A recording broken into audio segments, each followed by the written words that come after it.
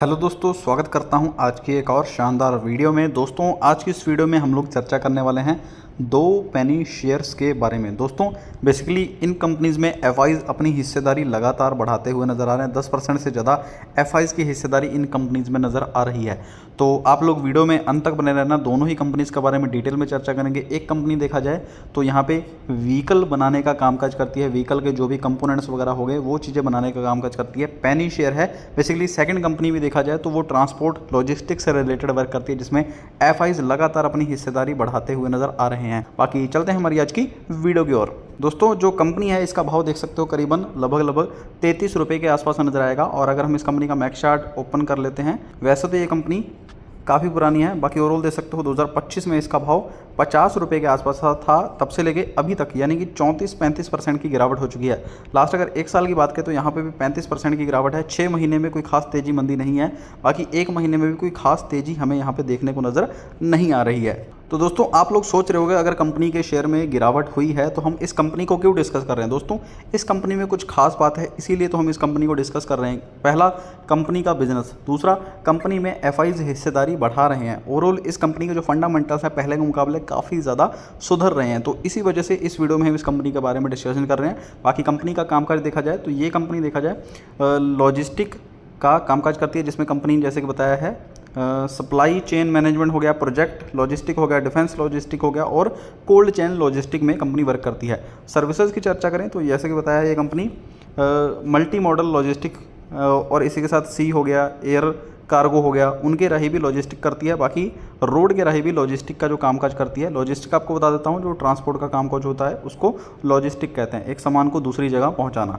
बाकी यहाँ पे मल्टी मॉडल ट्रांसपोर्ट ऑपरेशंस में बताया जैसे कि ये कंपनी रोड के राही, रेल के राही, सी के राही और इसी के साथ एयर ट्रांसपोर्ट के राही लॉजिस्टिक का कामकाज करती है। डिजिटल लॉजिस्टिक में भी कंपनी ओवरऑल वर्क करती है, जिसमें कंपनी ने बताया एयर कार्गो हो गया, LCL हो गया एंड इम्पोर्ट्स का भी ये कंपनी कामकाज करती है।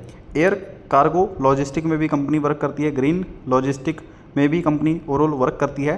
अगर हम कंपनी का सेगमेंट वाइज रेवेन्यू देखें तो मल्टी मॉडल से कंपनी 94% रेवेन्यू जनरेट करती है। ट्रांसपोर्टेशन से लगभग 4% के आसपास रेवेन्यू कंपनी जनरेट करती है। बाकी क्लाइंट लिस्ट की चर्चा करें तो क्लाइंट लिस्ट काफ़ी स्ट्रॉन्ग है। इसमें आपको Honda, TVS, Bajaj, CEAT, hero, Samsung, LG, Maruti Suzuki, Patanjali, DRDO ये आपको नजर आएंगे। इसी के साथ बड़ी बड़ी कंपनीज है जैसे कि HPCL, भेल, ONGC, BLW, रेलवे, यानी कि जितनी भी बड़ी टॉप की कंपनीज़ हैं वो इसकी क्लाइंट लिस्ट में नज़र आ रही हैं, क्योंकि लॉजिस्टिक की ज़रूरत हर एक को पड़ती है अपना सामान एक जगह से दूसरी जगह पहुंचाने में। बाकी टॉप के जो 5 कस्टमर्स हैं उनसे कंपनी का लगभग 50% रेवेन्यू आता है। इंडस्ट्री वाइज अगर रेवेन्यू की चर्चा करें तो ऑटोमोबाइल इंडस्ट्री से 59% रेवेन्यू आता है, प्रोजेक्ट से लगभग 19% आता है, अदर से लगभग 16% आता है, कमोडिटी से लगभग 5% के आसपास कंपनी का रेवेन्यू आता है। बाकी कंपनी इंटरनेशनल प्रेजेंस की चर्चा करें तो 120+ कंट्रीज़ में कंपनी मौजूद है, 1000 से ज़्यादा एजेंट्स हैं, 40+ मेजर ट्रेड लेन्स कंपनी के साथ जुड़ी हुई हैं। इस कंपनी का दोस्तों अगर मार्केट कैप देखा जाए तो करीबन 350 करोड़ के आसपास का इसका मार्केट कैप है। अगर हम इसका इंडस्ट्री पी देखें तो लगभग 23 का है और इसका खुद का पी जो है वो लगभग 16 के आसपास का है। कंपनी के अगर हम ROC ROE की चर्चा करें तो दोनों ही हमें पॉजिटिव नजर आएंगे, 17 और 14 के हैं। डेप्ट टू इक्विटी देखा जाए तो 0.31 है, यानी कि 1 से काफ़ी कम है। प्रमोटर की अगर चर्चा की जाए तो 57% प्रमोटर की हिस्सेदारी है, जिसमें से 1% हिस्सेदारी गिरवी नहीं है। ओवरऑल अगर हम इस कंपनी की डेप्ट टू इक्विटी देखें तो काफ़ी कम है, यानी कि डेप्ट कंपनी पे कम ही होनी चाहिए। बाकी इस कंपनी में FI की शानदार हिस्सेदारी है 11.5% के आसपास। अगर एक 300 करोड़ वाली कंपनी में अगर FIs की हिस्सेदारी 10 से 11% है तो ये एक काफ़ी बड़ा पॉजिटिव प्लस पॉइंट है। बाकी DIs की बात करें तो DIs की फिलहाल के लिए कोई हिस्सेदारी नहीं है। 52 वीक का हाई दे सकते हो 56 रुपये था, लो देखोगे 22 रुपये के आसपास था। कंपनी के टोटल एसेट्स 263 करोड़ के थे, करंट लायबिलिटीज मतलब देखोगे तो लगभग 97 करोड़ की करंट लायबिलिटीज थी। बाकी अगर हम ट्रेडिंग वॉल्यूम की चर्चा करें तो लगभग 70,000 क्वांटिटी ये कंपनी ट्रेड करती है। प्रॉफिट एंड लॉस की बात की जाए तो देख सकते हो 2023 में कंपनी की जो सेल्स थी वो 433 करोड़ थी, 240 करोड़ हुई, यानी कि कम हुई। अगले साल फिर बढ़ के 536 हुई। अभी देखोगे तो 573 करोड़ के आसपास कंपनी की सेल्स है। प्रॉफिट की अगर हम लोग चर्चा करें तो सबसे पहले देख सकते हो माइनस था, फिर 34 करोड़ हुआ, फिर 23, फिर 13, फिर 27, अभी देखोगे 22 करोड़ के आसपास कंपनी का प्रॉफिट है। तो इस साल सेल्स तो बढ़ी है कंपनी की, लेकिन प्रॉफिट ग्रोथ में कमी नजर आई है। बाकी लॉन्ग टर्म का डाटा देखा जाए तो 3 साल में भी सेल्स बढ़ी है, प्रॉफिट ग्रोथ बढ़ी है, 3 साल में प्रॉफिट ग्रोथ यहाँ पे भी बढ़ी है।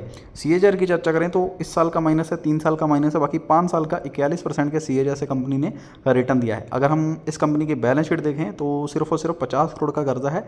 रिजर्व देखोगे तो लगभग 150 करोड़ के आसपास का रिजर्व बेस कंपनी के पास मौजूद है। इन्वेस्टर्स की अगर हम लोग चर्चा करें तो इस कंपनी में लगभग पहले जो प्रमोटर थे 2023 में 64% थे, फिर उन्होंने हिस्सेदारी कम की है, 57% के आसपास हिस्सेदारी इस कंपनी में अभी भी प्रमोटर्स की है। बाकी देख सकते हो लगातार FI जो है इसमें अपनी हिस्सेदारी बढ़ा रहे हैं। पहले 7% थे, फिर 9 हुए, 10 हुए, 11 हुए, तो लगातार FI हिस्सेदारी बढ़ा रहे हैं। बाकी हिस्सेदारी यहाँ पे पब्लिक की है 31% के आसपास। तो जो सबसे बड़ा नंबर है वो FI के पास है, और दूसरे नंबर पर देखा जाए तो यहाँ पे प्रमोटर, यानी कि दोनों के पास मिलकर करीबन इस कंपनी का 60 से 70% हिस्सेदारी है।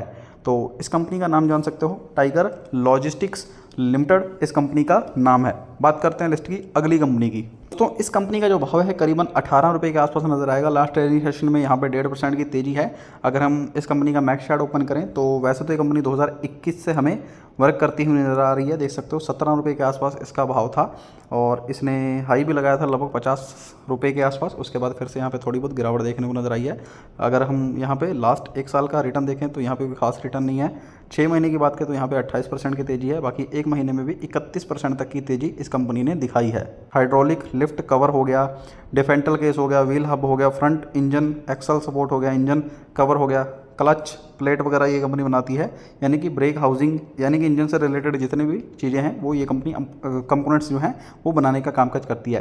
कंपनी की मैन्युफैक्चरिंग फैसिलिटी की चर्चा करें, 5 से ज़्यादा मैन्युफैक्चरिंग फैसिलिटी मौजूद है पंजाब, हिमाचल प्रदेश में, और ओवरऑल देखा जाए तो मोहाली पंजाब में भी यहाँ पे इनकी जो मैन्युफैक्चरिंग फैसिलिटी है वो मौजूद है 1996 से। बाकी यहाँ पे आप लोग कंपनी की मैन्युफैक्चरिंग जो फैसिलिटीज़ हैं उनके बारे में देख सकते हो कब से मौजूद है। कंपनी का अगर हम ओवरऑल क्लाइंट लिस्ट देखें तो वो काफ़ी ज़्यादा स्ट्रॉग है, जिसमें आपको महिंद्रा एंड महिंद्रा नजर आएगा, स्वराज, टेप, स्कॉट्स, बाकी यहाँ पे देख सकते हो अशोक लीलैंड हो गया, न्यू हॉलैंड ट्रैक्टर्स हो गया, ये नजर आएंगे। बाकी ओवरऑल कंपनी ने बताया जो क्लाइंट लिस्ट है कंपनी की 50 साल से ज़्यादा की पुरानी है। और देखा जाए तो यहाँ पे बताया जैसे कि महिंद्रा एंड महिंद्रा 19 साल प्लस से जुड़े हुए हैं, टेफ 27 साल से जुड़े हुए हैं, एस्कॉर्ट्स 50 साल से इनके साथ जुड़े हुए हैं, यानी कि इनके क्लाइंट काफ़ी पुराने समय से इनके साथ जुड़े हुए हैं, क्योंकि ये कंपनी कंपोनेंट्स बनाने का कामकाज करती है। कंपनी का जो कुल मार्केट कैप है वो करीबन 300 करोड़ के आसपास का मार्केट कैप है। अगर हम इसका इंडस्ट्री पी देखें तो लगभग यहाँ पे 29 का इंडस्ट्री पी है, इसका खुद का पी 14 है। अगर ROC ROE की चर्चा करें तो दोनों ही हमें बेहतरीन नजर आएंगे, 11 और 8 के हैं। डेप्ट टू इक्विटी 0.77 है, यानी कि 1 से कम है। प्रमोटर की बात करें तो लगभग 57% प्रमोटर की हिस्सेदारी है, और उसमें से 1 भी % हिस्सेदारी गिरवी नहीं है। कंपनी की अगर हम टोटल एसेट्स देखें तो 575 करोड़ के टोटल एसेट्स हैं। करंट लेवल देखा जाए तो मात्र 190 करोड़ की हैं, और ट्रेडिंग वॉल्यूम इस कंपनी की शानदार है, लगभग 6 लाख क्वांटिटी ट्रेड होती है। प्रॉफिट एंड लॉस की बात की जाए तो देख सकते हो 2024 में सेल्स कंपनी की 408 करोड़ थी, फिर 423 हुई, अभी देखोगे 483 करोड़ की सेल्स है। OPM भी बढ़ा है, 13% से 14 हुआ है, फिर 15 हुआ है। ओवरऑल अगर हम बात करें प्रॉफिट की तो 16 करोड़ था, फिर 17 करोड़, 24 करोड़, भी फिर से 23 करोड़ के आसपास प्रॉफिट है। और इस साल सेल्स में काफ़ी अच्छी ग्रोथ नजर आई है, 14% की, प्रॉफिट में 64% की ग्रोथ है। बाकी लॉन्ग टर्म का डाटा भी देख सकते हो पॉजिटिव है, डबल डिजिट में नंबर नजर आएंगे। CAGR की बात करें तो इस साल का नेगेटिव है, 3 साल का, 5 साल का नेगेटिव है। बाकी लॉन्ग टर्म की बात करें तो यहाँ पे 13% के CAGR से कंपनी ने रिटर्न दिया है। और ओवरऑल अगर हम इस कंपनी के बैलेंस शीट देखें तो 194 करोड़ का कर्जा है, रिजर्व देखोगे 220 करोड़ के आसपास का रिजर्व इस कंपनी के पास मौजूद है। और इन्वेस्टर्स देखे जाएँ तो 57% इन्वेस्टर हैं, पहले 48 हो गए थे, फिर 68 हुए, अभी देखोगे फिर से लगभग लास्ट 2-3 सालों से 57% के आसपास बने हुए हैं। और इस कंपनी में देखा जाए तो गवर्नमेंट ने अपनी हिस्सेदारी लगातार जो है वो बढ़ा रहे हैं। देख सकते हो पहले इसमें गवर्नमेंट की कोई हिस्सेदारी नहीं थी, फिर 1% हुई, फिर 3 हुई, फिर अभी देखोगे लगभग 6-6.5% के आसपास गवर्नमेंट की भी हिस्सेदारी इस कंपनी में नज़र आ रही है। तो इस कंपनी का नाम जान सकते हो, प्रीतिका ऑटो इंडस्ट्रीज इस कंपनी का नाम है। तो दोस्तों ये वीडियो आपको कैसी लगी मुझे कमेंट में ज़रूर बताना। अगर वीडियो आपको पसंद आई, कंपनीज़ के बारे में जानना अच्छा लगता है तो मेरे इस चैनल को सब्सक्राइब जरूर करना, और कमेंट बॉक्स में यस जरूर लिखना, इस तरह के पेनी स्टॉक्स के बारे में जानना अच्छा लगता है। अगर आपको किसी और कंपनी पे वीडियो चाहिए, किसी कंपनी के बारे में जानना चाहते हो तो उसका नाम भी कमेंट बॉक्स में लिख देना, ज़रूर से ज़रूर उस पर कोशिश करेंगे वीडियो बनाने की। मिलते हैं नेक्स्ट वीडियो में किसी नए टॉपिक के साथ।